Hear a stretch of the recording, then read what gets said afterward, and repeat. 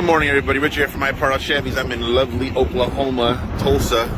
Picked up this beautiful 1941 four-door Fleetline.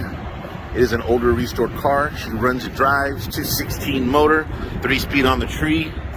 Has the washboards on it, the Deluxe bird, the gravel guards here that are kind of hard to find for a 41. Very nice car. Odometer says 873, which I think might be the new motor and only driven that far.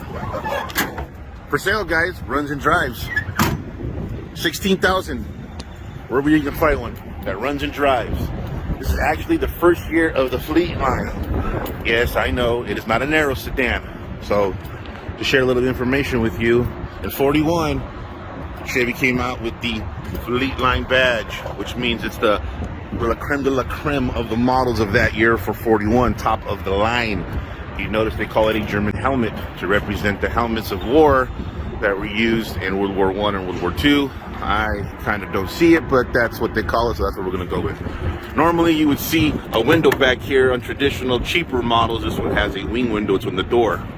Also, the Fleetline only had the back bar here that had the wood grain pattern on it. Some people call it a banana bar, but that only is for four-door Fleetline only. Very rare car. Very nice. The first year kickoff of the Fleetline series for Chevrolet. And after this, 42 is the first year of the two-door Aero sedan. Give me a call, 909-821-0262. Very nice, solid, older, original, restored car. Going back to California. Well, I'll take it back and clean it up a bit. If you want to buy it now, I'll give you a deal. 909-821-0262. Hit me up.